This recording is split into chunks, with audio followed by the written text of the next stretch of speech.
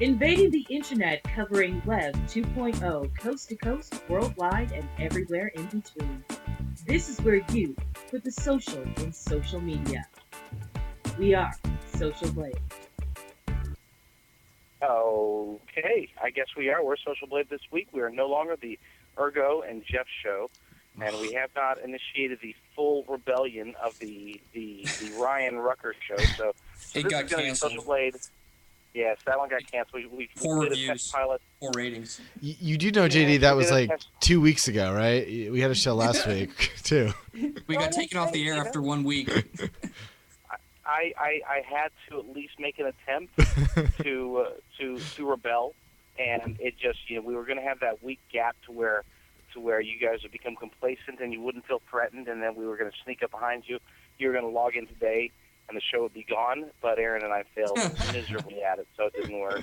This is episode number 63 of the Social Blade Show. Welcome, audience. Welcome, crowd. Welcome, friends, family, and cohorts. All of those who are joining us tonight for an absolutely jam-packed, wonderful, and stupendous variation of Social Blade. I am JD Rucker. You can't see me, but hopefully you'll see me soon. I'm Aaron Ryan. I'm Jason Ergo. And you can see her. Yeah. And you can see him. Indeed. And I'm Jeff Cryder. And unfortunately, you can see him. So, so tonight's show is actually it's a very special show because it marks the anniversary of something that I need more time to make up what that is, but I'll figure it out before the end of the show, and we'll turn this into a special anniversary show of some sort. Give me until the end of the show to come up with it. Could be something like today is the official Social Blade Pickle Show, but we will see. I'll have it up and running for you. In the meantime, let's talk some social media stuff. I heard a desperate and drastic rumor that that there's a company out there called Twitter that's trying to make money. And I don't know. I'm a little concerned. Ergo? Yeah, no, absolutely. And this really isn't all that new. Twitter, when they had their conference last spring, they really hinted to this. And they, well, actually, they didn't even just hint to it. They did talk about it a little bit then. They also, earlier this year, rolled out advertising, on the search on Twitter. But what they've started to do just this past week is roll out advertising into the timeline directly.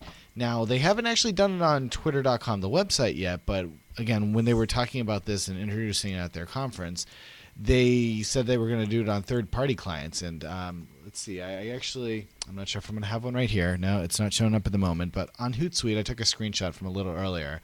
When I logged into my Hootsuite, it actually shows the advertisement right in my timeline here now. So I've got a Bing ad right there, and it says clearly promoted by Bing. But advertising will be showing up in the tweets.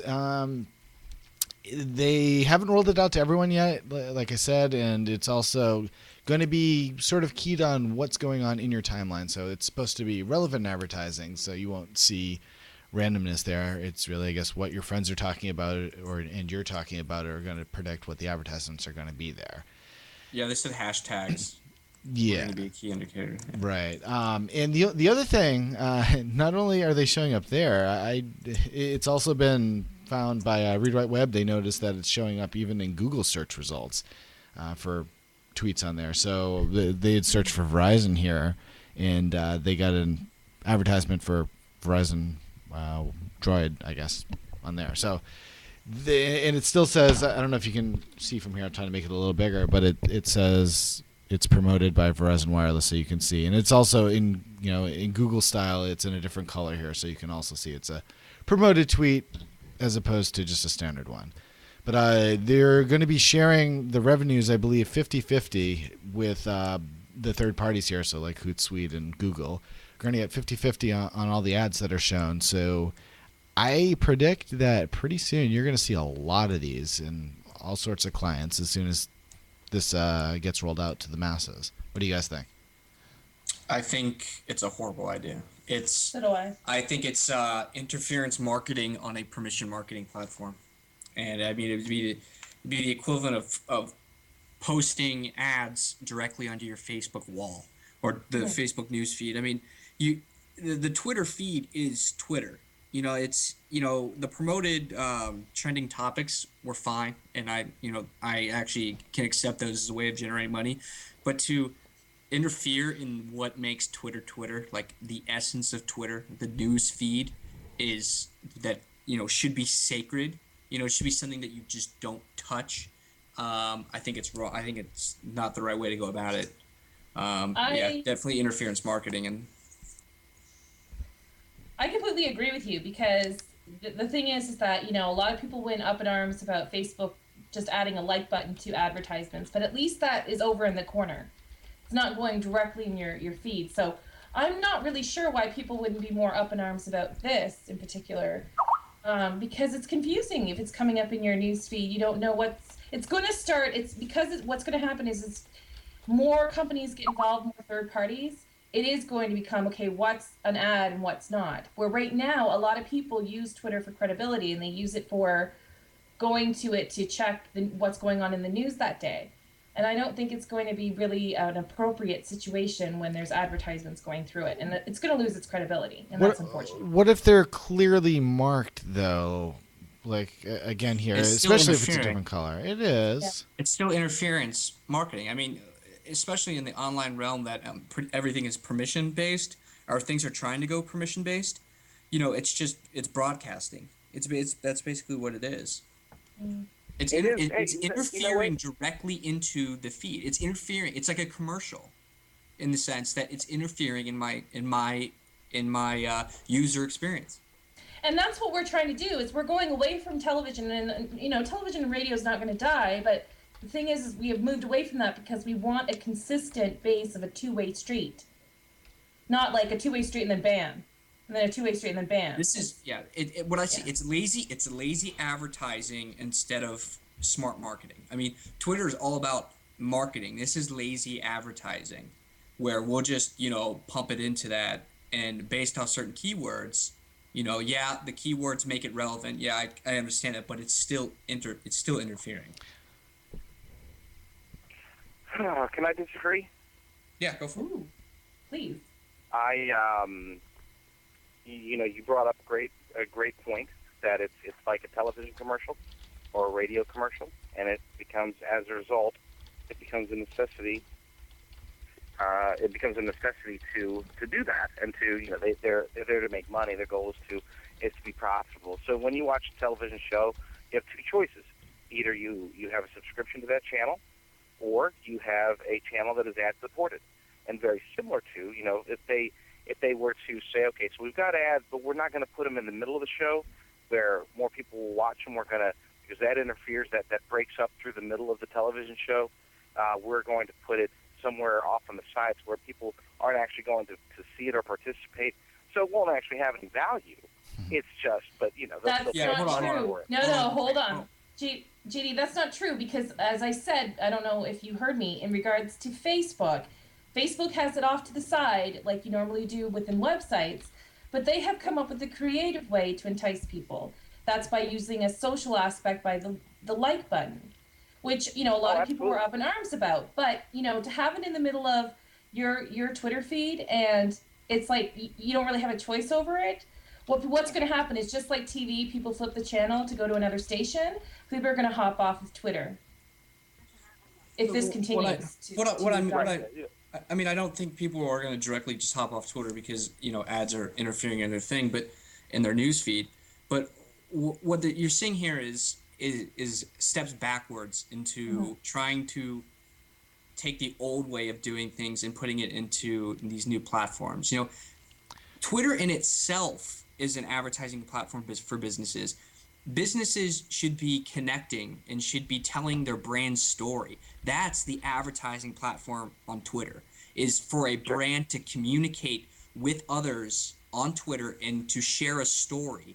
And that is the advertising. That is how you market on Twitter, not by interfering on the news feed Well, directly. Well, no, how because does hold on. Twitter get any money from that? They're the ones that are hiring all these I understand employees. that. There needs to be more creative ways of figuring that out, Yes. other than interfering into the essence of what it is. See, And now going now forward, the benefit of doing it this way is It both the cheapens a brand on that hold on. platform. This now gives a revenue source for Twitter.com itself, and also any third parties making clients here. So TweetDeck can get paid, and Hootsuite, and all these other people that are spending time making their clients here, because they haven't made a single Right. penny. What do you mean? But- They Two haven't- things. Let's make. Hold on. Wait, let me finish what I was trying to say earlier.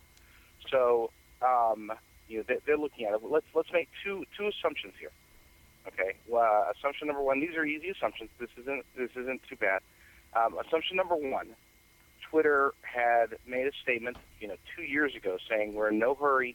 We're going to do the research. We have enough money to make it through 2014 without a revenue model. We don't have to make a penny for 4 years, and actually at that point it was like 5.5 years. We don't have to make money. All we have to do is make sure that we do this the right way. And so what we're going to do is we're going to take our time and figure out what that right way is. And this is what they've come up as a solution. So that's first off. Second off, if you keep in mind that, hold on real quick. Let me come back to one quick sec. Yeah, and while he's doing that, just to give you an update here, we ran a little poll for the audience. Will Twitter ads make you quit Twitter? And it looks like the majority, though not the vast majority, about 63% of us say no, it will not make us quit Twitter. And about 40% say it will. Okay, so Well- real quick. Hold on, wait, I'm back, and I wanted to Go ahead. finish real quick. So let's assume that that based upon their research, based upon their money, their finance, that they've determined. Hold on.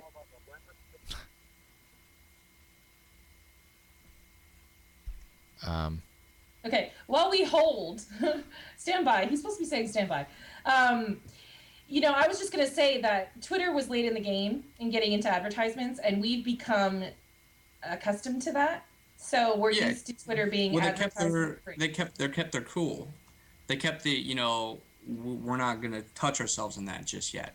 But it just baffles me that for 4 years they had the opportunity to think of ways of generating revenue stream, and the one way they came up with was to actually interfere in the one thing that makes Twitter unique, more unique than any other platform, was to was to place ads there. Linda actually has an interesting suggestion here. This, I think, had been brought up in the past also. Why not charge $1 a month to send 200 characters instead of 140? Because if they start charging, people aren't going to use it. You can't go backwards. But this is the issue. This is the problem. It goes back to the same old marketing issue of more letters, more characters. We don't need more. We need less. We need less information in a more concise manner, in a more creative manner. And that's what makes the 140 characters so unique, especially for branding, is you have to get across your message. You have to tell your story in 140 characters. You don't have 30 seconds. You don't have the 60-second spot. More letters does not help the issue. So, no, but that was a different form of paying for the Twitter service, because Twitter has to pay their bills. What would you suggest that they do, Twitter, to make money? I would suggest they come up with a more social way of advertising. Give an idea. Do you have anything in mind? No, can't do that. Yeah, you can't do that. You can't say, I suggest that they're doing it wrong, that they've spent all this time and energy researching it, and this is what the greatest minds that they've been able to put together in social media, as well as advertising and monetization. This is the only thing they've come up with, and we don't like it, so they should do something different. We don't know what that is, but they need to do something better. And that's what I don't buy, is that I'm going under the assumption that they've actually tried to figure out what's the best way to do it. They're looking at data. They're trying to figure out what exactly are people doing. And because their search, you brought up Facebook as how Facebook put the like button on ads, and that's what that was creative and all this stuff. No, they weren't trying to be creative. They're just trying to figure out some way to sneak it in a way that will allow people to not go up. No. Difference between I disagree with. Hold on, you can't throw this out there and then not expect me to say something, because the thing is that it wasn't. I'm not saying that it was creative. They sat there and said, "Let's get creative on advertisement." I'm saying that it was a more creative effort than just going old school and putting out ads where in places that aren't appropriate. The thing is that what they need to do is come up with a social way. And although yes, maybe you disagree with the fact that Facebook utilized the like button on their advertisements, which may have confused people, and it does seem sneaky, but I would rather have that than have my Twitter feed filled with advertisements. And if this is the way the road is going for Twitter, and this is my prediction, is that if this continues in a mass format, Twitter, that's going to be Twitter's weakness. It's going to be its downfall, and then someone's going to go somewhere else, and then someone else is going to go somewhere else, and then Twitter's going to become MySpace. That's my thought. But go ahead. Sorry. Well, sure. I guess we're talking in hypotheticals here. Gosh, I don't remember. I was in the middle of a sentence. What was I trying to say? All I heard was Facebook was sneaky. That's where I went. Woo! Oh, all right. So Facebook, Facebook is able to do certain things. That. Go ahead. What? Sorry. Here, let me call you guys back. Okay, JD. Well, while he's there, Jeff, do you want to talk about Foursquare? Yeah, well, Foursquare, I think they had an announcement the other day, and their CEO and co-founder Dennis Crowley actually spoke on the future of Foursquare, and many people think that Foursquare is going to be meeting its doom here in the near future because of the increase in Facebook Places, but the people at Foursquare still really they have a good outlook on things, and they definitely think that they can still survive in a realm with Facebook Places. And some of the things they're really looking into is really transforming it to become something more than just the check-in. It's what happens after you check in that matters just as much as the check-in itself. Some of the things they really are working on are customized recommendations, such as if you check into X spot, like such as this bar, Foursquare also recommend these different bars that are around your area as well. The instant check-in, this is something that Dennis spoke kind of heavily on, and saying, it's kind of a pain when you get to a place, you got to take out your phone, you boot up, your Foursquare app, then you got to check in, and it takes 15 to 20 seconds depending on the speed of your phone. But what if your phone, when you walked into the establishment, buzzed you and said, "Hey, Dennis," or "Hey, Ergo," "Hey, Aaron, would you like to check into XYZ spot?" He said, that in a perfect world, that's where they want to be. But he noted that there's a need for technology to advance itself, i.e., battery life, because in order for that to happen, you'd have to have your GPS system on at all times. Yeah. And we all know when you keep your GPS system on and when it's tracking you, what happens, Ergo? Your battery dies in like 5 hours, 4 hours. Yeah. I mean, it's especially if you're running multiple apps as well. He also touched on brand discovery. The thing of goes back to like the recommendations, but kind of more experiencing the brand while you're there. You check in, you get referred to other things, but you also have a better connection with the business itself once you check in. Loyalty programs via Foursquare, more content that the establishment makes available to the individual who checks in, which is kind of really interesting in that respect of branding yourself on Foursquare. And then he lastly talked about better deals and specials. Talked about expanding more of the specials to more complexity in specials, having more than one specials at a time. I think that is an issue right now. When I use it for my business, I can only load up one special. But creating better deals and specials and trying to work on ways of determining the analytics behind a check-in, and being able to see, okay, this person actually checked in and did this XYZ while they were here, rather than just having a phantom check-in. which is something that a lot of businesses are kind of shy away from. People just going around checking in everywhere, and then they become the mayor right off the bat, and they haven't even been to your place once. Right. So yeah, I mean they're definitely still chugging along, and they definitely think they have a future. And personally, I believe that they are going to have a bright future as well. I still use Foursquare. I know Ergo still uses Foursquare, and I I think checked in today. yeah, JD uses Foursquare. But what I think is going to happen, I really do think Facebook Places is almost going to be like Google's Buzz. It's going to be there, but I don't think it's going to take off in terms of novelty, in terms of I agree. early adopter acceptance. Because what you're starting to find is Facebook Places is really more of a juvenile place to be, where Foursquare, the users of Foursquare tend to be more cutting edge, be more older, be more tech savvy, and educated and affluent in that respect. So I do think Foursquare is going to be around. It's why Facebook is still trying to buy them out. So yeah, I do think Facebook Places, while they claim they have over 100 million users, but how do you define a user in that respect? Um, I do think Foursquare will remain one of the top geolocation services out there. Yeah, no, I agree with you though that the specials and those type of things do need to be expanded on. They got to work on working with local businesses a lot more for that. I have been using Foursquare. I use it everywhere I go pretty much since I got my phone back in like March, Mm-hmm. and I've yet to accomplish any specials. And I would consider myself a pretty active Foursquare user. Yeah, and that's the same thing with myself. I don't do it for the I'm specials. Don't get no, me yeah, wrong. I just do it for fun and whatnot. But it but would I be think what cool to get Facebook some has, specials. or what Foursquare has going for it is the gaming aspect of it, Hmm. which makes it addictive. The badges, uh, just the overall, it feels more like a game and more like an experience, a virtual experience brought to the real world than Facebook Places does. Facebook Places just doesn't do it for me.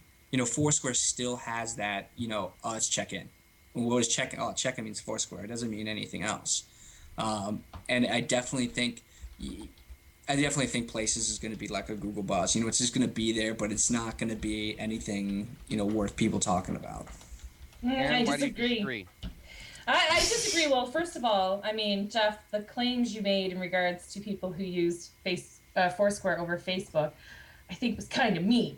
But to top it off, Facebook just introduced Places, and they've conquered Foursquare. And as a Foursquare user, I can understand that you might not think that the claims of their numbers are true, but they do base it on actual users using Facebook Places by checking in. And as they're evolving, they have come up with deals just like Foursquare has. And this is going to be great, because what's going to happen is when you go to Facebook Places, which is facebook.com/places, and you go to check into a certain place in your local area, they can now offer deals to you. And when you check in, that deal will pop up in a yellow or green button, and you'll be able to see what is showing. So for instance, like 50% off a cup of coffee. And then when you check in, you can also click on that button and take that offer. And when you go to the store, you just show them the phone. Now, what's going to happen is there's going to be 4 types of deals that businesses, and this is from a business aspect too. This is really wonderful, because they're allowing 4 different types of deals that you're able to create. Excuse me. And they are: 1, the individual deal. So if you have giveaways, if you have discounts, anything like that, sales, you can give it for the individual. Number 2, a friends deal. So if you decide to have a deal for one person plus whomever, a specified amount, so you have to say like, you and 4 of your friends could win this, or you and 4 of your friends could get 4 cups of coffee for free for stopping by. But when you do that, they have to tag those specific friends, and those friends do have to be present. So I don't know how many people are going to go for that. However, Sounds like a lot of work. it does. But the thing is this is what I'm just going to break down real quick. Foursquare is separate. It's on its own. Facebook Places is integrated with Facebook. People love Facebook. They love their time there. It's not a game. If they're going and that's why it seems so mundane to you, Jeff. Maybe, perhaps, I'm not going to speak for you, but because it's not seen as much as a game as something they really want to take part in. And this is where businesses are going to take this more seriously than Foursquare, because it's already integrated into the social network. Okay, so just while I'm going to go back on topic here. The fourth thing is you can have it for charities. So every time someone checks in, you can have a donation go to the charity of your choice, or you can get interactive, especially from a business aspect. Have your Facebook page people choose which donation for that month that you're going to have them check into when they stop by whatever business you have. So that would be an interaction there. Plus, you're letting them know that you're on Places. Could be really interesting. The other one is loyalty. And this is going to be super important. It's called a loyalty deal, and it's for someone who checks in often. So it's only to those that check in, 5 times or 10 times, depending on how you choose it. And then they receive a deal of 50% off of clothing or a free cup of coffee at Starbucks, save that $5. Somebody like JD who loves Starbucks would probably check in with Facebook. Who knows? Those are the types of things that are different right now with Facebook deals. Now, within Facebook Places, there's a lot of changes that are going to be occurring. So yes, I know it mimics a lot of what Foursquare already has. It's going to further our interconnecting abilities with each other and with businesses. And that's Facebook's goal, is to go towards businesses. So not only will this catch the eye of the average person who just wants to check in and take part in that community, but also businesses that want to take part in those people checking in.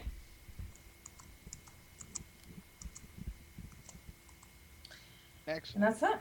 Yeah. I still feel the early adopter crowd is still on Foursquare and isn't really using Facebook Places right now. Would you agree with that? Aaron, do you or any of your friends use Facebook Places? I don't use any location-based place. Okay, hold on. Okay, we got that on you. Now your thing. friends. Hold on. Now your friends. Do any of your friends use it? Yeah, let me answer. I don't know a single person that uses it. I'll put it that way. I do know people who use Facebook Places and actually have seen the switch from Foursquare rather, to Facebook Places. So, early adopters maybe not, because that comes to a loyalty thing, something we're used to, something that we thought was cool at the time, and we think that Facebook Places is like, oh, it's been there, done that. But for those that are, not as savvy as some of you guys out there that would just go straight to Foursquare when it came out, and would love to see something just integrated with a place that they're familiar with, like Facebook Places would be their choice. Well, see, this is the thing. I have Foursquare's already integrated into Facebook. Mm-hmm. There's something about giving everything to Facebook that just doesn't I just don't like. I don't like playing the same game and not playing other games. I know. That's what makes Foursquare so unique, is I can play the game and it's really like a game. And it's fun to play in a way, but it's still integrated with Facebook. So it really, there's no reason why I switched to Places. And I don't know anyone who uses Places. I actually saw the first Facebook Places check-in yesterday afternoon. But before that, I had not seen anyone use it or heard of anyone. Aaron, you're saying you've seen statistics that people are using it. Are they using it just once or twice to try it out, or are people actually consistently using it? What I've seen is they base their statistics on a consistent user base, just like when Facebook says there's 500 million active users. So you've got to be actively using it in order to become a statistic in regards to Facebook's outlook. And I'm not speaking on behalf of Facebook, but from what I read, it's always about people being active. And, it doesn't matter if you like Foursquare or Facebook Places. I mean, whatever suits you is best, right? But the reality is that, you should try other things. And you're saying that you don't like everything being like Facebook, and that's kind of like Ergo with Google. Mhm. It kind of reminded me of that. No, But it's will you try Facebook Places to see if maybe it offers better things for you or your business or whatever, you know? this might be a stretch, but I feel like it's the same thing as like these new technologies coming out.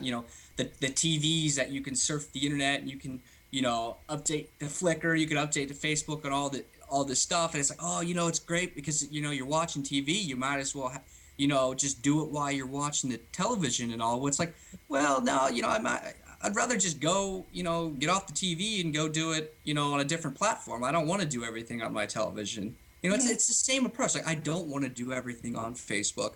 I don't. I But you like to have to think spread out about my this. user experience. Let me just say that's a personal use, but for a business use, the smarter way to go for many would say Facebook. Well, Because not that's if no where one's using it on Facebook. people are using it though. Well, People are using just it. our audience here. It's- We just put up a poll, and I'm assuming you were one of the ones that voted in the poll, Aaron. And if that's the case, only one other person voted for Facebook Places. Well, this is what I'm saying about now. This is what I'm saying about the whole juvenile thing. Is okay? Are the majority of people that use Facebook Places of a demographic that has no purchasing or no direct purchasing decisions, and in which the specials and all that stuff don't really matter. They're going over their head. You know what I'm saying? Yeah, Like I think the word juvenile though is kind of offensive because the thing is that I understand Foursquare is a little bit more advanced, but you have to remember. Let's go down. Foursquare's been around longer. yeah, juvenile. I mean by teenagers, younger, not Okay, because I undereducated. wanted to clarification that, No, yeah, I'm not because talking about education level. I'm talking about younger, much younger crowd. I think Okay. it's infantile. myself. I just want because I don't want to confuse the audience in saying that you're calling people juvenile if they use Facebook Places, but the thing is that Facebook Places is newer. It's only web based and iPhone has the application, which is fairly new. So it's only getting started. So we can't really compare Foursquare and Facebook Places to the majority of our audience, for example, because a lot of our audience members do advance themselves to utilizing social networks or anything that's sociable long before it's popular. So I mean, I appreciate the Foursquares out there that love Foursquare, but give Facebook Places a try. And to answer your question, It's as a, actually as a business, as personal, no, I won't use Facebook Places. I'll stick with Foursquare. But as a business, if my customers are there and the people who are going to be making the purchasing decisions for my product are there, I will be on that platform and I will Right. be there. just Aaron. Just to give you an update, also, I got a new update for Android Facebook last night, and I don't know, it's not focusing, but Places is in Android also now. It looks like. Okay, so they've integrated into Android. That's awesome. That's awesome. So again, I don't use location-based services. So from a personal standpoint and opinion, I don't use it. But from a professional outlook, I'm just looking at the overall bigger picture. More people are on Facebook, and so I would go with Facebook Places. That's my choice. And go ahead, JD. Well, okay. So let me first stop the echo. There we go.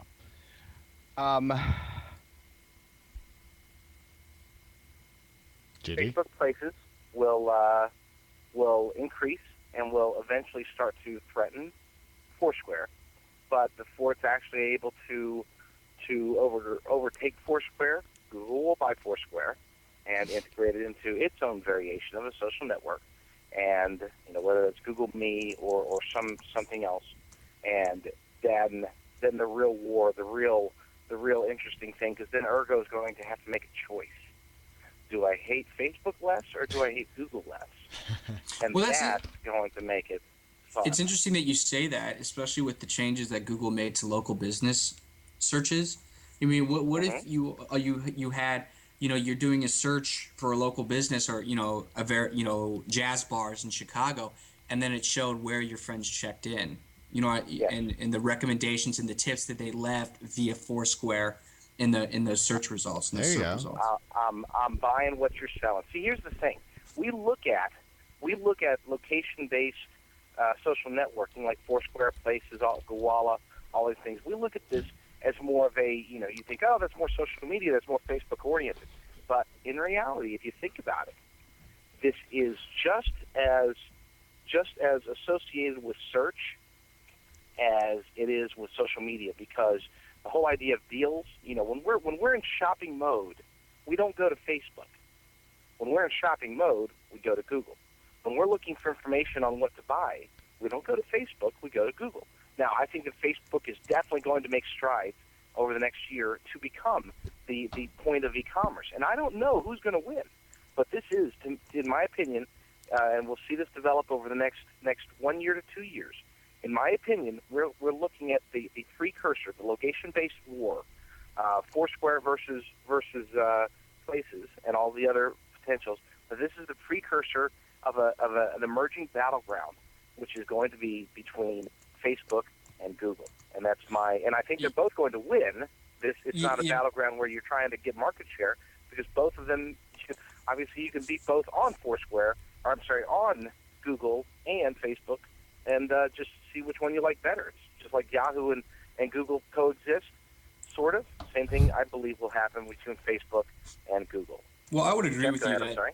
I would agree with you that Foursquare would accept a buyout from Google, because I feel in that way, or that situation, it gives that Foursquare the best chance to keep their identity as Foursquare, rather than just being integrated right into Facebook Places, and then becoming more popular in the long run because they're associated with Google search results. So yeah, I'm buying what you're selling on that. Location-based e-commerce is, in my opinion, and there's a lot of people a lot smarter than me believe that location-based e-commerce is a ripe area through which we'll be able to, people will be able to make money, both local businesses, marketers, advertisers, the works. Everybody's going to be looking at location-based services, location-based search, and location-based marketing to come up with the money. It's a data mine of information. A data mine. I agree with that, because you just said when people have that mind frame of they're going to buy something, and they're using a location-based service to check in where they're going to buy, and going back to Facebook deals, but Foursquare has them as well. If you know that you're going to be able to get a deal somewhere, that's going to up your ante of going back there and continuing to check in and see what's going on, especially if you like the place. So I think it's a good place to cash in for businesses. And this is what I'm going to say, is that whatever location-based service that best suits that type of business, because there's different ones that will best suit a bookstore or a clothing store, or it's whatever you feel most comfortable with as well. So. Sure, yeah, absolutely. I mean, it's going to come down to it. I think both companies are very well positioned to make money. If I have to bet on one or the other, I'm going to bet on the hypothetical aforementioned Google Foursquare over Facebook itself, not for any other reason, but because I always, me, I always have doubts as to Facebook's ability to make decisions.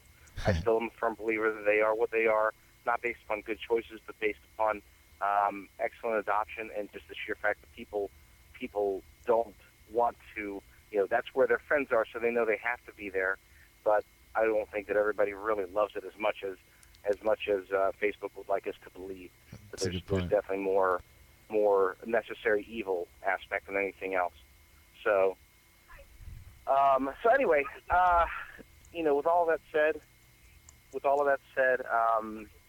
whether we go Foursquare, whether we go with Facebook Places, we may or may not go with Digg, and Digg is hurting. So as a result, one of the things that they've done is they've actually done something that impressed me. They listened to their users, and Kevin Rose tweeted out a poll about 2 months ago asking, should we bring back the berry button? And about 67% said yes, please. We're sick of seeing the spam. We're sick of not being able to voice our opinion, basically only being able to voice our opinion up and not down, and that made people upset. Now, I personally am not a huge fan of the berry button, but that's just me. I do support, I go with the direction of the people, and the people wanted the berry button, so I'm happy for Digg and for the community for bringing it back. It's back, as well as a lot of other changes, which are minor changes, but, they should be noted.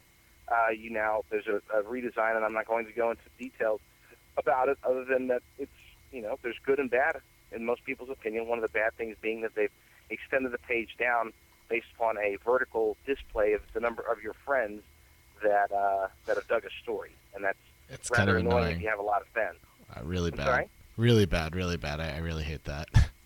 Yeah, and a lot of people do, but don't forget we're also, our friends for the most part are heavy users on Digg and probably have 200 or 300, 400 friends. For your average Digg user that might have 10 or 12, then it's probably not that big of a deal. You know what I mean? What You forgot the most important change they made. what's that? They rounded the edges on the Oh, thumbnail. that's true. Oh my goodness, So hey, important. that's one of my Dude, that's that is one of my favorites. Yeah. Well, It looks good. it does look I'm good. telling you, It does I look like that good. a lot. If I was going to make a quick suggestion to Digg here, though, with just the design, take this, take the names of the diggers and put it back where it used to be in the mouse over for this right here. So it says 2 right here. That means how many of my friends that dug it, I guess. Put your mouse over it and have it pop up there like it used to. That's the place for it to be. And what you can do, you can take this space back. There's not enough space for the excerpt of the story. Make that longer like it used to be. Right, I agree. This is useless. I don't care as much as who dug it. I want to see more about the actual story. Yeah, absolutely. They gave you the ability to write comments in line, which means that instead of having to click through to the story page like before, and this goes back before version 4, you would have to, let's say you're on the front page, you see a story, you click on it, it opens up the story, and you read it or you look at the picture or whatever, and you want to make a comment. Then you have to go back to Digg and then click through to the story page itself. Now they put in a functionality that allows you to, under that circumstance where I just described, you can now all of a sudden just say, okay, I want to make a comment. Let me push the little pencil button, and it'll open up a little box without me having to leave the front page or the My News or Upcoming or wherever you're commenting from, and go ahead and leave a comment. I think that's neat. I think it's kind of a silly change because it's nobody was complaining about it, and that's how it's been for a long time. So why do something that's going to lower your page views? But hey, Also sure with Digg knows what they're doing. Also with the comments, it's kind of a little strange that normally you'd want to see the context of the comments if you're going to leave one on a story. Yeah, exactly. Yeah. Oh yeah. Well, it's when I first saw it, my first thought was, so they're trying to. I guess they felt that they had to add an innovation because it seems like they're just reverting so many things back to Digg version 3. So my bold prediction is that within 2 or 3 months, Digg version 4 is going to look like Digg version 3, except you'll be able to leave inline comments from the homepage. So Digg version 4. So they're taking a big circle. It's a big circle. 60% of your traffic. and put in Well, that was comments. fun. It's like, well, that was a fun experiment. We just totally destroyed the site. And the only other difference is it'll be using the new platform, not MySQL. I can't. Hey, dude, Veranda. those I can't remember what it's called. rounded Right? Yeah, those are changes that MySQL stuff that you smart people talk about. That doesn't affect me at all. I couldn't tell you what any of that meant. I didn't even know they changed platforms. It's a faster database. That's the biggest difference. Yeah, they added. They now have a database where they didn't before. So that's the big difference. But Cassandra, thank you. I couldn't remember the name of I it. find it kind of funny. Alex, thanks. Go ahead. I find it kind of. I'm sorry I'm hitting on this thumbnail thing, but it's like the same thing as being on a sinking ship, and the ship's going down, and someone says, "Hey, man, I think we should repaint the ship a different color." William W3 in the audience says the new Digg should be buried. Ooh. I think it already it's in that process right now. But we're, keep in mind we did make an attempt. I want to clarify for everybody. We did make an attempt. We spoke to we had an exchange with both a former and a current Digg employee, and we're still in the process of trying to make that happen to get an interview with former or current Digg employees and discuss the future of Digg, as well as whether or not, my contention is that they will be alive and well 1 year from today, and I know that a lot of people are thinking that they will be dead, 2 years ago. So, or 2 months ago is when they actually died. So who knows? I don't know for certain. But anyway, change of Digg, brought back the berries, good stuff. Kudos for listening to the community. We'll see where it goes from there. There was other big news this week that wasn't necessarily social media related. I don't know if you all heard, but there was an election here in the United States. Was there? Yes, there was. They were voting. Pot lost. Pot in California, Minnesota, or Wisconsin, or wherever has lost. And but a lot of other things won. The Republicans made some big gains and all that good stuff. But we at Social Blade, we don't care necessarily about politics unless it has something to do with the social media aspect of politics. There were a few, and guys help me out here with notes because my computer just ran out of battery, so I'm doing it on the fly off the top of my head. So one of the things that happened, anybody who visited Facebook from an American IP address, they were asked a question, big and huge, right on the front page: did you vote? And they started taking a tally. Did anyone actually participate in this? I'd like to hear. Jeff, did you? Or I know you didn't, Erica, but Jeff, Did you click on the? Yep. What happened? What happened after you clicked the yes I voted thing? It said I got a badge on my Facebook wall that said I voted, and then it showed me. I'm not sure. It showed me how many of my friends clicked the button as well, which was interesting because at the time, I think the polls were already closed. It said 87 of my 720 friends voted. It was like, oh wow. Yeah. Well, no, but keep in mind, 87 of your 720 friends voted, and then went to Facebook, and then clicked on the button that said that they voted. That's true, but then how many of them actually clicked the button and didn't vote, though? I voted, but I didn't click the button because I didn't actually see the button. It was at the top of your news feed. Now, let me ask you this, Jeff, just to revert back to a different story. When you were at the polling place, did you go physically to a polling place? Yes. Did you check in on Foursquare? I did not. I did not know Foursquare was giving out badges. Yeah, I forgot to also. Foursquare was giving out badges to people who would check in at polling places, and then they were mapping it out. So how did they know? Because I mean, the place I checked in at, or rather voted at, was a fire station. I mean, how would they know all the places? But you have to add a venue, I'm sure. You'd have to. Somebody would have to go in there and add it. But I know that if I was voting, and I would do a double check-in probably. I would do a check-in at the physical location, and then I would add a location with the name of the voting place, and that's what I would have done. So whatever. I was just curious because I know that had Erin been in America and voting at the time, that she would have checked in at Facebook Places. So score 1 point for Facebook Places. Woo. What's interesting is the Washington Post. The Washington Post promoted a trending topic on Twitter, #election. They paid for that, so that was actually pretty popular. I was following that throughout the day. Well, the first 2 years ago, 2008 was really we were watching as the election was really centered around. It was the very first year that social media played a humongous role, and many will actually attest, or not attest, but attribute a lot of the success of the Democrats in 2008. A lot of the success was attributed to that they were more tech savvy, that they were out there. That Barack Obama had a humongous Twitter account, that a lot of the Democrats were getting out there on YouTube and on Facebook and on MySpace and really hammering it out. And you look at some of these other ones, the Republican ones, and they weren't even present. They weren't doing anything on there. A lot of it was very, very, very bad. In other words, just almost embarrassing. But there was a vow made, and I don't know if anybody remembers this, but there was a vow made, and actually I don't even remember the name of the group, but there was a group that basically said, I think it might have been Red State, I'm not sure, but there was a group that said, we're going to spend the next 2 years making sure that the conservative base has an understanding of social media.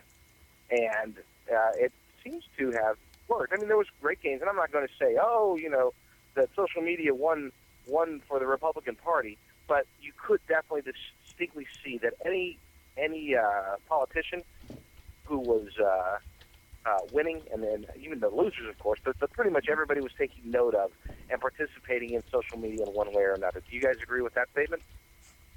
No, yeah, I completely agree with that. So, and again, I'm not going to explain, say that social media is what won the House for the Republicans, but I will say that this year, for the first time, and I know there's only been 2 elections since social media became this popular, but that it was a much more even race, at least from a social media perspective. As I was monitoring, they were out there, and they were, let's face it, most politicians are utilizing teams or letting their campaign departments or campaign agencies put handle the social media. But still, the fact that everybody was saying, we've got to do it. We've got to be on Facebook. You got to be We've got to present. get banned. Oh, absolutely. You have to be present on them. Oh, well, not just present. I mean, let me put it this way. Well, present and actively engaging. Oh, yeah, certainly.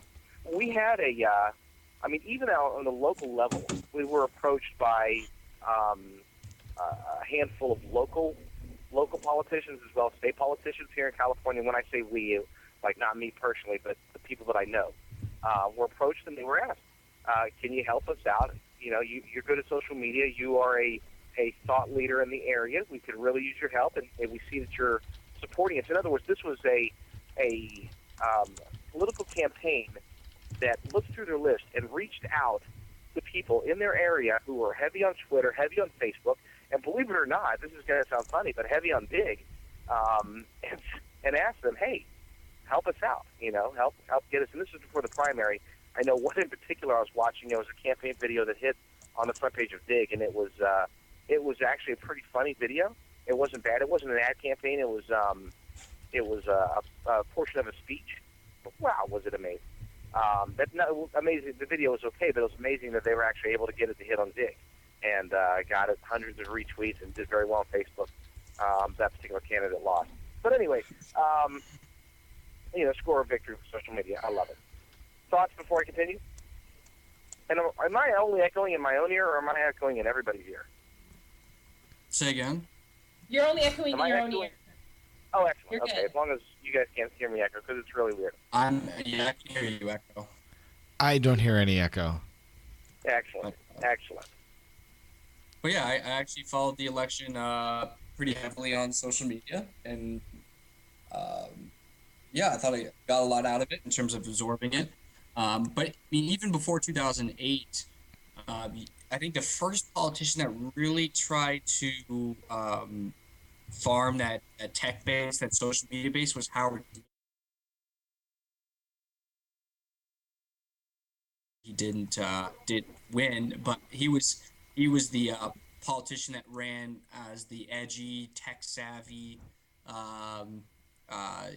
candidate that understood the teenage or 18-year-old, the early 20s base. So yeah, so it's amazing to see where it's come this far, especially in the conservative side, because they weren't there at all. So I had no choice but to follow the election. I went away from my TV, my American television, and went online, and I couldn't escape my American friends. So it was everywhere. Being an outsider, and we didn't get to see all this stuff that Facebook's posting right now in regards to the voting. And oh, Mike. And why don't you just move here, Aaron? Just move. Just you know what? I don't think I'll fit in, man. If you move to California, there's a job waiting for you. I am making that offer right now, live on the air. Thanks, JD. Sold. yeah. Nah, but one thing we were just browsing through these the stats here of Facebook that when they were posting about the election here and everyone that clicked that button, I was looking at this, and it's actually rather interesting on the ages of voters here. I wasn't aware. It looks like as the age goes up, more and more people vote until about a peak at, I don't know, maybe like 65-ish or so, which now there's people that are older and they can't get out as much, but it's just really surprising it's that straight and steady like that. Let me ask you this, is it is it and these are percentages Right. of age, correct? Yeah, it looks like it says voter Okay. turnout. Yeah, it looks like percentages. Yeah, but this is the thing. It's like This is Facebook's demographic. well, like a quarter of 20-year-olds voted about, and about over half of 60-year-olds voted, or about Yeah. half. Apparently, everybody wants a job with you, JD. They're going on about it in the chat. And speaking about jobs, would you have your professional life integrate with your personal life, or would you keep that separate? Well, and that brings up a great point, Aaron. I personally, when I'm utilizing, and keep in mind, I'm in social media as a profession, so I personally believe in maintaining two presences, so to speak, online. I will admit it, and I hope I don't get banned. I hope that Mark Zuckerberg is not listening, but I have two Facebook profiles. I have a Facebook profile for business, and I have a personal Facebook profile. I do not utilize my Facebook profile, my personal profile, for anything business-oriented, and I do not post any pictures of my kids on my business Facebook profile. That's just how I have it set up, and I do recommend it, but I know that that's not necessarily the most popular choice. Well, you're not the only one, though. There's lots of people out there that do that. One, they have the profiling for networking, and then they have their personal. But why aren't we friends on your personal profile? I'm a bit offended here. No, but I totally agree with JD there. I mean, if Facebook is becoming, as you said earlier, the social network, you have to be on it. You have to be connected with coworkers and business partners and people all over the place. And you might not want them to know every intimate detail of the parties you went to for the pictures you're posting on there, or your family events. Those you want private with your friends. And yeah, there's different settings you can change on Facebook and do all those different things. But let's be honest, it's really hard to do those. And Facebook changes the privacy settings all the time. And it's not. And from a person who has one profile only, it's not that hard to stay informed if you want to utilize social networks. I highly suggest the social networks, and I've said it many times before on the show, that you use. Get acquainted with them. I don't think hiding one. Yeah, I know he rolls his eyes at me. Did you guys see that? Wow. I just don't think that it's a pro. I don't know. In my sense, it's not really necessary to go and do both. You have a choice, especially with Facebook. You choose to accept people to be your friends. I mean, right. But Aaron. The whole point here, again, what I'm trying to say is, if Facebook is becoming the network where everyone in the U.S. has to get on, and you are using it now to have your customers become friends with you, and you want to interact with them on a professional level here, you don't really have the option. I'm looking here. When you make a post, you can do friends of friends, friends only, specific people, only me. Those type of things there. You can't post a status update that goes to just your coworkers or just your... That's what Facebook pages are for. No, I understand. But Aaron, my point here is, if you're becoming friends with everyone here to keep it updated, you don't want all the updates to be public like that. You want to segregate them. But there's Facebook groups, and I'm not talking about the Facebook groups that's not the same like thing. pages. Facebook group chat is like having a separate little private But you don't want room. to chat. You don't get my point here. If you're doing I am getting your point. If you go to a conference and you get people, right now you might get their LinkedIn.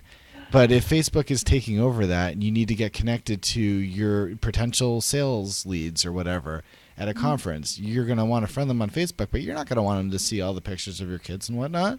It's a completely different thing. So, look, I don't know why not. Your business, your professional, and your personal life is one and the same. They're the same thing. How you conduct yourself personally and how you conduct yourself professionally should be one and the same. I mean, I don't see any reason of separating the two, because it's you. Why wouldn't you want to be friends with the customers that you're working with? Personally, for me, I'm the social media manager for the business I'm in. I am an extension of the brand itself. That's my choosing. But in order for it to be to be most effective, you have to open yourself up to that. You have to conduct yourself in a way that is professionally online. If you want to, post pictures on your Facebook of you doing the vertical bop, on the top of a bar table, with some chicks, you do it at your own peril. But especially for businesses now, I But wrote up a Jeff, social media if hold on. you I wrote up a sorry. social media policy for every employee at our business and said you have to clean up your Facebook profile. We will not tolerate X, Y, and Z on a Facebook profile, and you cannot, do X, Y, and Z on your Facebook Smart. profile as long as you're an employee of this business. Why? Because you're not an employee of this business from 9 to 5. You're an employee of this business 24/7. How you conduct yourself outside of the business, it reflects on the business. So If your Facebook, But if it your reflects hold on on, that if your person, too. Facebook And can I just profile, hold on, bring no, something up no, for the audience? I want to just respond to Jeff though directly Wait, on this. don't ask the audience until I still haven't gotten to. No. I want to clear something up for the audience because they're talking about Facebook lists, and I wasn't referring to Facebook lists. I was referring to group chat that is new to Facebook, and it has nothing to do with listing your friends. It's creating a group with people that you want specific, and you can have it public or private, and it pops up with a bunch of you in a group chat, not lists. They're completely different. Okay? Yeah, but you see the group, you have to. Okay, here we go. What are you gonna say?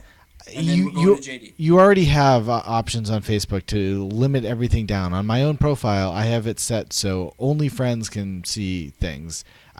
Friends of friends can't see things. You have to be a friend with me. So I approve everyone that's in my, that's on my profile there. Nothing can bleed out, at least unless Facebook does something that they shouldn't. And so on there, so Jeff, you were saying that you will not allow employees to do whatever. I'm not saying that I would post anything like that anyway, but within my privacy settings like that, it shouldn't be able to get out to X, Y, and Z places. It's just like having a private website there. I'm only allowing certain people in. So I disagree with your policy decision there. Yeah, if the privacy settings are set like that, and if you're not, that's why you should have your two profiles there. That's No, what but I don't think you should. Yeah, you can set your privacy settings to what it is, but at the same time, you wouldn't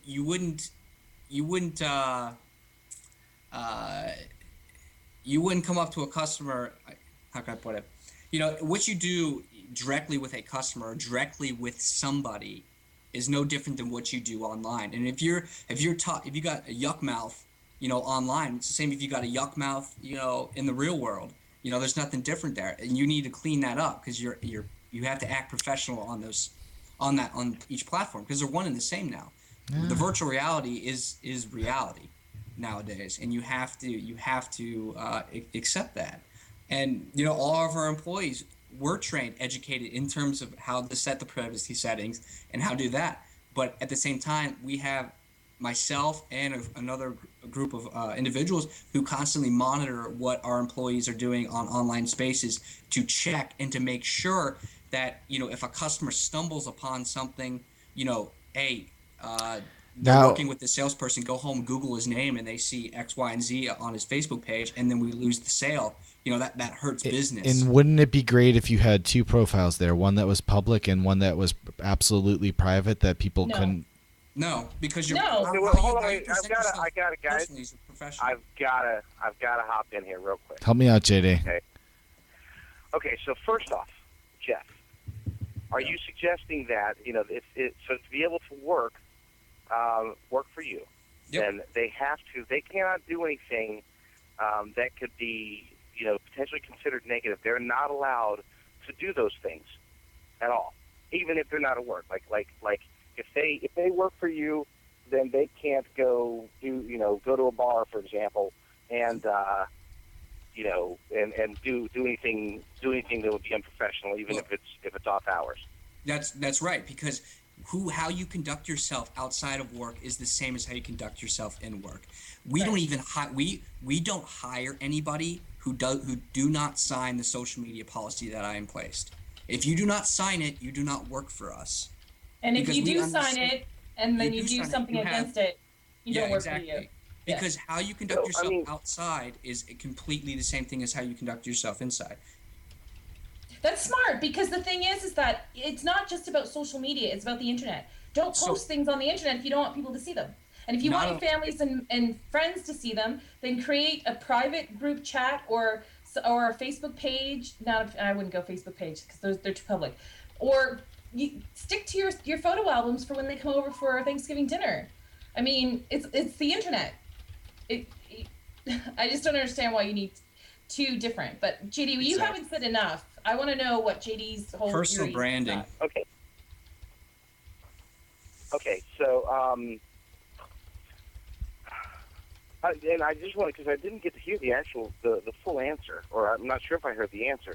Did you say that yes, that you do to work for your company, you do have Look, complete control over what yeah, they do off? we had something happen with an employee outside of work that we monitored and found on Facebook, and we suspended that employee for a week. Something he did outside of work, it got on Facebook, and it started this chat thread that actual customers were getting involved in. We suspended him for a week because of that. You know, See, that's smart. That gets into another. Hold on, wait, please. So, is it what they do offline that gets on Facebook, or is it what they do offline? Period. Well, I mean, if you get picked up for a DUI, you get in trouble with the law. Obviously, that's going to affect on your employment status with us. But if something happens that gets online, it's a reflection of the brand. It's a reflection of that person was seen out jamming on the table, dancing with chicks, taking his shirt off, girls bent over, this, that, and the other thing. Who wants to do business with something like that, with someone like that? Especially if it's an older woman who goes online, searches up, her salesperson, and that comes up. You're not gonna, or on YouTube, exactly. You're not gonna want to do business with something like that. Mhm. There's no integrity and there's no professionalism.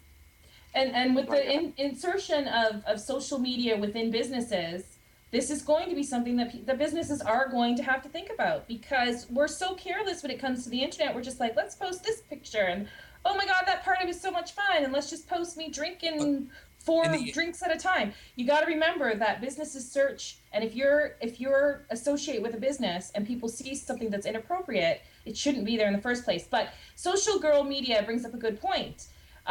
Just earlier this year, and first of all, it is against Facebook's terms of service to have more than one account, although it's harder to crack down, and so they've specifically said with a business name. But Mark Zuckerberg did announce, and good point, Social Girl Media, to bring this up, that earlier this year at the conference in regards to talking about Facebook group chats, he did say that Facebook is starting to crack down on profiles that have double names as well as inactive Profiles that what?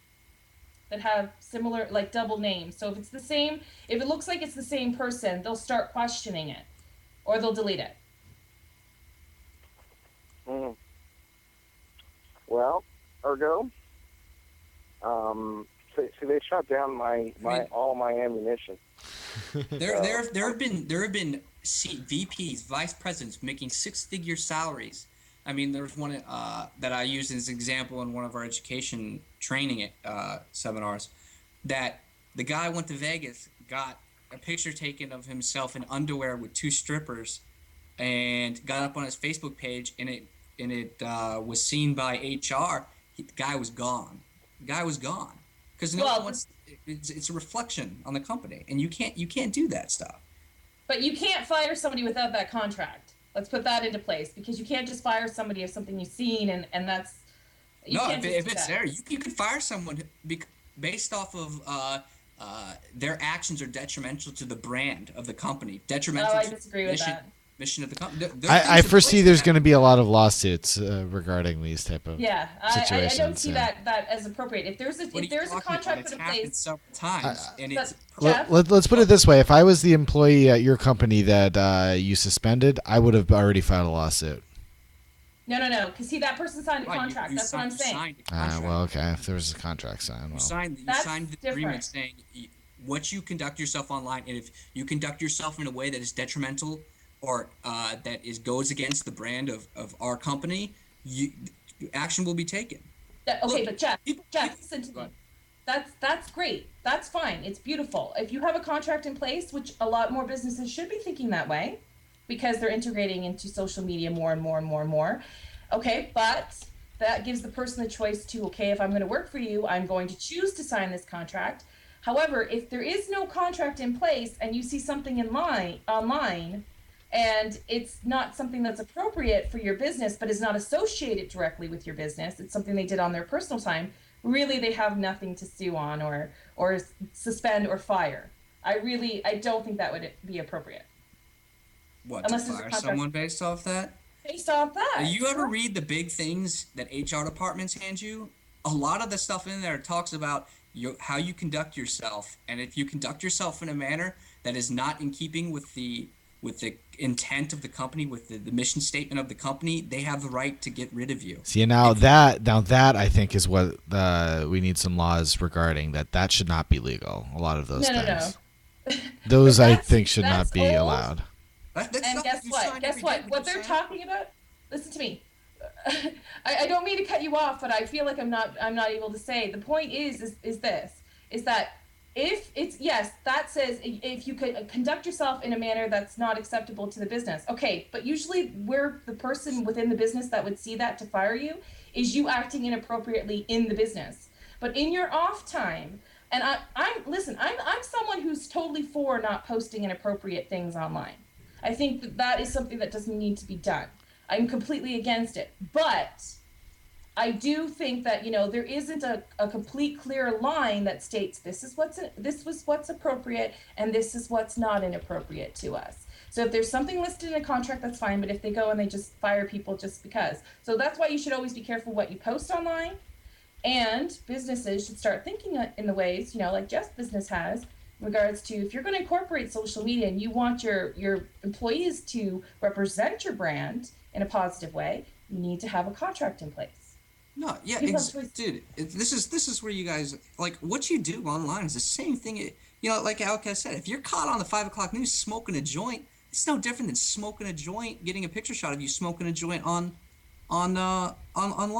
I mean, the same thing's going to happen to you. But that's why that brings up this whole discussion here. Again, I'm definitely not going to say smoke joints and post them anyway, but any of these things, if you have a Facebook profile that's just limited to your friends, this wouldn't be an issue.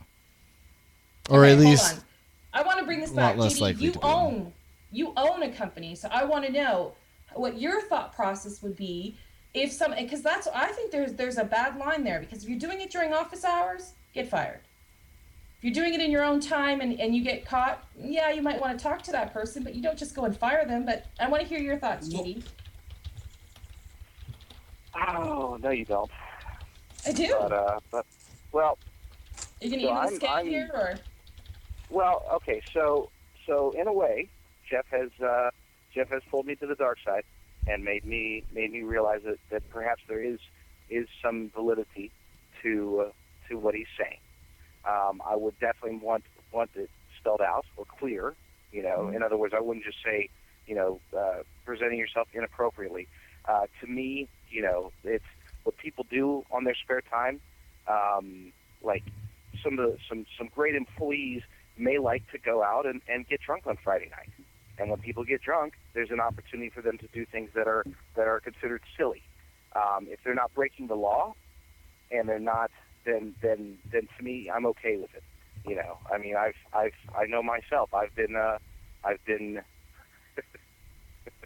I got interviewed one time when I wasn't in my full frame of mind, and it was posted.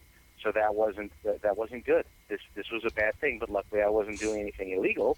I was just having adult beverages at a function, and somebody happened to have a video camera. So luckily I didn't do anything embarrassing, but it was funny, especially if you knew that I was inebriated at the time. But as long as there's a clear line, as Jeff has stated that he put in his contracts, as long as there's a clear line that defines what inappropriate behavior is, then it's basically, I guess in essence, it's like it's not saying don't do it. It's saying don't get caught doing it. Be careful. Be mindful of your job when you're taking risks, and we always take risks. I mean, when we go out and party, there's always a risk. When we go out and do anything that's, whether it's legal, illegal, or anything that involves unsafe activities, and by unsafe I mean activities that are potentially videotapable, cameraable, bloggable. I mean, we're living in a world of information right now, and so you're always taking the risk that you could end up on YouTube at any point in a and not even know it from a public location. I was watching a video the other day where there was a driver. Actually, it was yesterday. I think it's on the front page of Digg right now, as a matter of fact, where there was a driver who he was reading a Kindle in one hand and he was playing with his cell phone on the other hand. It's like, where's the third hand? Who's driving the car? And this is he's just doing this, and it's very unsafe, very illegal, and but he chose to do that. He made the choice to do that, and somebody in the car next to him whipped out a video camera and started videotaping this. Now, in a situation like that, Jeff, would you, if that were to happen and this gets posted and it gets tagged to your employee's Facebook page, would you fire them at that point? No, I mean, I'm not trying to say that, where our company is Tommy Tough.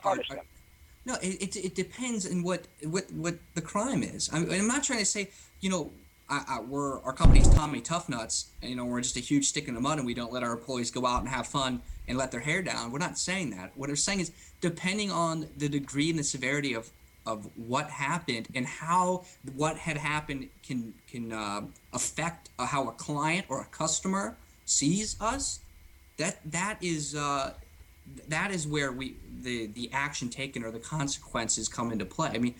I mean, if he's working for an organization that is trying to promote safe driving and promote not texting and driving, and he's like one of the head guys in Oprah's national campaign, oh hell yeah, he's gonna get fired. I mean, he's gonna get fired real quick. So no, what are you saying? It's association. He's gonna get let go. Exactly, that's smart because it's an association with the business. But if you're doing something in your off time that has nothing to do with the business itself, this is where we have a hold on, difference. let me finish. If somebody down the no, because the thing is that you're not in control all the time of what other people are taking of you. Pictures are taken all the time, videos are taken all the time. So that's what I'm trying to say is that, yes, be mindful of your actions in public and also online, but there are going to be times that you're just going to let loose and something's going to, take a picture or videotape it. Are you going to fire somebody over that? They're going to lose their job? This is a good opportunity to teach your employees how to manage brands, how to manage their own personal brand. I'm not saying we fire people right off the bat. I mean, I'm not saying that we are, Tommy Toughnuts and Billy Badass here. What I'm saying is, if things pop up that start to become a detriment to the brand, to the company, we step in. I'm not saying, I have pictures of me on my Facebook profile where I'm having a beer out on the porch and and I'm socializing. There's nothing wrong with that. I mean, no. People expect you to go out and socialize. What I am saying is wrong is you have a picture, of some girl bent over on the top of a table, and you're ramming her from behind. I mean, that's not what you want to see. That's not what you want your customers to see. And then you step in, you say, hey, I don't think that picture, is very professional. I think you should take that down, and you take it down. And if it keeps happening, you say, hey, we're having a problem here in terms of you understanding how we want our employees to conduct themselves. Because if I'm a business owner and I'm a CEO and I'm starting a company, I want my employees to understand that it's not just a 9-to-5 job in terms of conducting yourself, man. It's 24/7. How you conduct yourself is a reflection on the company and ultimately a reflection on what the company stands for in myself. I agree with you on that. But I disagree with the fact of just firing people with all the technology that's going on today. And the thing is that, when you're talking about that specific guy, yes, that's inappropriate. And I think a lot of the younger generation is going to have a more difficult time with getting a job then. See, what happened with that is that picture was picked up in the press, in the mainstream media, because he worked for a big Fortune 500 company.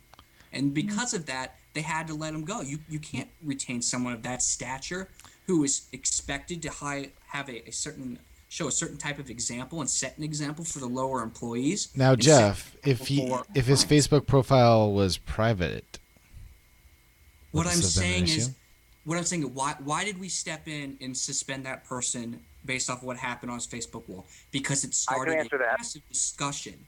Because it I can started. answer that. But Because you're Cryder Toughnuts. no, but it started to become an issue. You're very It became passionate an about issue that customers started getting involved in. It started to get bad press, or it turned into a small PR nightmare, a PR nightmare that you can have at that level. And we had to step in and take action. Why did that company fire that VP? Because of what happened got into mainstream media, and they had to take action based off that. What I'm saying is, if you have your privacy settings locked in and you have that stuff up, and it does, no one sees it. I mean, no one sees it. But what I'm saying is, you need to train, you need to educate your employees how to manage their own personal brand. You need to tell them what the consequences are if they don't do it, because this is X, Y, and Z can happen. And it's just smart managing, because in this realm of anybody connecting with anyone and customers having access to everything, man, it's at your own peril here. But it's very smart to have a social media policy in place for your employees. And Well, what I am going to delete. I'm deleting my other Facebook accounts shortly, and I've gone to the dark side. I'm sorry, Ergo. I'm sorry to leave you hanging, but I have. There are negatives, and I never got to actually express some of the arguments. Some of the arguments being, if you have let's say that you have a business that's very customer oriented, and you want to be able to become friends with your customers and be able to interact with them and be able to tag them to your brand, for example. Take a picture. You're a realtor. You sell a house to them. You want to be able to be friends with them and sell them, take a picture of them, and then be able to tag that picture to them. You'd have to be a friend of theirs, and so in which case you're going to have to make friends from your Facebook profile with a bunch of these people, and then all of a sudden this number gets up to 6, 7, or 4,000 or 5,000 friends, and now Facebook becomes useless as a personal tool for you, because your stream becomes so convoluted with Mary Jo Sally's kids that you sold her house 2 years ago, and now all you get to see is Thursday afternoon baseball practice pictures on your Facebook profile, which is kind of what happened to me. But I guess that's what you have to do if you're going to try to use Facebook for business and try to engage with people on a professional level. You're just going to have to basically ruin your own personal Facebook experience to be able to utilize it for business. So I'm in. I'm going to delete my personal one and say goodbye to Facebook as a personal tool. Delete all pictures of me.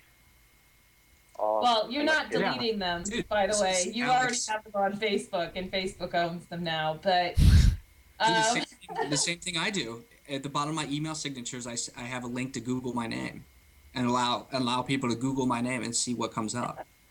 the thing is that you're going to better connect with customers and other people with sharing some of those pictures, anyways. Because I'm not saying have like. I'm not worried about me sharing. I'm worried about what I'm getting on my stream. I'm worried about receiving the shared lives of 5,000 people.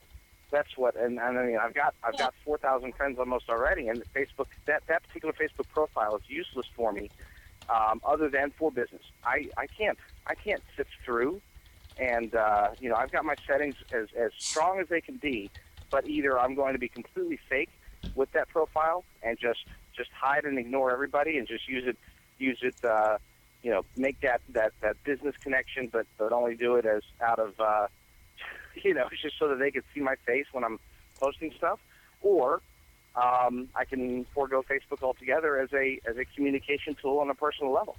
What I would do is I would delete the one that has the 5,000. And the people that stick in your mind, I would actually transfer and ask them to be your friend on the new one that is smaller and more and integrate both. Yeah, I can't. There's no way I can't go back and add and add all of those customers, all of those people But you that don't I've have done to be business friends with all of those people, and if they'll notice that you're gone. The thing is that a lot of people Yeah, don't have exactly. 5,000 people. That Yes, and then that they'll jerk. try to add you back. They'll try to add you back, but this No, is they the won't. reality. No, they won't. That they won't. They won't. Nobody's going to try to. If I delete that account and let my other account sit there and wait, it will sit there forever, and not a single person that was removed based upon my deletion would ever make an attempt to add me back. No, that's not true. They would. They No, just would. it's I mean, not the people. true. It's true. I mean, it is true. The reality Anyway, is Facebook. So Facebook for Business is dead. That's the conclusion, correct? no, it's not No, dead. the conclusion It's, is that is Cryder Toughnuts. That's the theme of the show. That's going to be the episode title. Cryder Toughnuts. I was just trying to say before is that integrating business with pleasure for myself. I think people can see that people can see certain. I choose pictures that go up and pictures that don't, and to one person it might be a little offensive, but I don't see why. To another person it might not be. I don't know other people's feelings and religions See, I and just can't. cultures, but what I Sometimes. do. But I'm what sorry, I go just ahead. this is just what I'm I sorry. Go ahead. See, I told you every week. What I what I want to just summarize it as is this: is I feel like I have a better connection with people. Like when my boss can Facebook email me and talk to me after hours when, I'm not Sure. necessarily on the clock, Look. or he can see pictures of my sister or whatever, or clients that can and do the same thing, and then I have a strong relationship with them, so when then I'm in their area I can meet up with them because they know that I'm going from Facebook. These are the different things that I don't have to necessarily put out there. But it sounds like it's my fault, is it? But it sounds like, it's a lot easier. Let me just put it that way. To connect with people, it's a lot easier if I can just be myself on both scales instead of like, okay, this is my professional life and this is my business life. Certainly. And I can't. And I don't. I think that a lot of people will act one way when they're working and act differently when they're not working. I couldn't imagine using my professional a Facebook page that was open to customers and coworkers where everyone can see what I'm doing. I definitely wouldn't post my Dungeons and Dragons activity, even though on my private profile I do. You know what I mean? So. And the customer might relate to you. They're playing Dungeons and Dragons with their kid, or Look, man, just be yourself. That's the thing. Is just be yourself. Yeah, but I'm not playing with my kids. I play it myself. Okay, well, that's not a big deal. I mean, people play Mob Wars and they have fake farms and things like that. They're like way older than you, and they can relate to you on a different level. That's my point, is that you need one account to relate to people, and they can relate to you. I don't like any of those people. I don't want people to relate to me through Farmville. No, don't play it then. Facebook has integrated rules on that. Not Farmville, but Dungeons and Dragons, man. Even though I was trying to make a joke by using Dungeons and Dragons and nobody laughed, the point is that I don't. I think it's in an ideal world everybody acts like themselves no matter what. I don't think that it's realistic, but I do accept that that's how it should be, and because that's how it should be, that's why I'm on Jeff's side on this one and Aaron's side. I believe that, even though I don't think it's practical, I think it is ideal, and that part of me is saying, you know what, maybe they're right, maybe that's how it should be, and so I'm going to switch sides, and we're going to vote or go off the Facebook island. And all right, bye guys. Here I go. I'm sorry, Ergo. I know. We had the winning team. Ergo and I never lose when we're together, but in this case, they were compelling. Their arguments were better than mine for sure. So I'm jumping to their side. I agree. No! Facebook. Ergo, come back. One profile to rule them all. Oh, I was about to say that. I was about to say that. That's because we're Dungeons. And then We're Dungeons and Dragons geeks. It's the hive mind aspect of things. It's actually Did we do the great poll? debate. Yeah. Yeah. You took a poll, didn't you? What was the outcome of that? Did you already tell that? I don't think you did. And Cryder Toughnuts will be on the show next week. Yeah, the results of the poll, the majority does agree with you. 70% say no reason to have more than one profile. 20% say having a public and private one is good, and 10% are not sure or have no opinion. Okay, well, so yeah, so I mean, and that's, again, good argument and good debate, and to our audience, we do plan on having some variation, some form of debate and or discussion regarding issues that are polarizing, issues that are controversial, in an attempt to flesh these out and to convince one way or the other that one of us is right, and this one goes down as a Cryder Ryan win. Now, keep in mind, they say this stuff. They have won this battle, okay? But I have videos of each of them that I have not posted.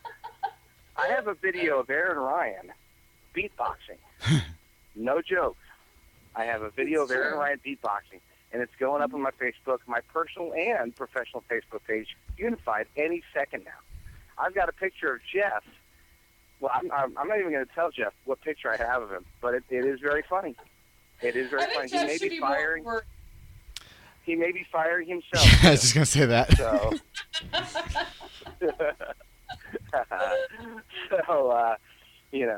and I have nothing on Ergo yet, but still working on it. So, anyway, I'm just teasing. I would never post anything about my friends because I don't believe in Facebook. But anyway, thank you guys so much. It was a great show. Any parting thoughts? Any parting blows before Ergo takes us home? Take us home, Ergo. Take us home, Ergo. We're riding the bus, baby. We're riding the bus. All right. Well, yeah, I would definitely like to thank our audience. You guys gave us some really great conversation this week. So thanks, everyone, for joining, watching, and chatting. I would like to remind you guys to follow us on Twitter, Facebook, and YouTube. You can find us on each of those sites by going to therespective.com and adding a slash and typing Social Blade, all one word. Make sure you follow us, like us on Facebook, and subscribe on YouTube there.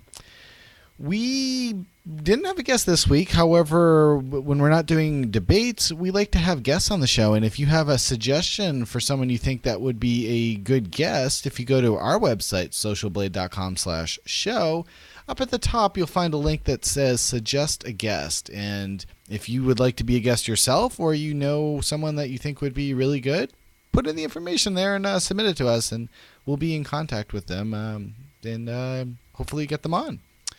JD, who is our sponsor? We have someone sponsoring us, right? This week's show is sponsored by LightspeedNow.com. Thank you, JD. And after you visit them, make sure you go to our site, j.mp/subus, to sign up for SMS alerts. So on your cell phone each week, you will get a little reminder text messaged to you, and you'll make sure you never miss a show again.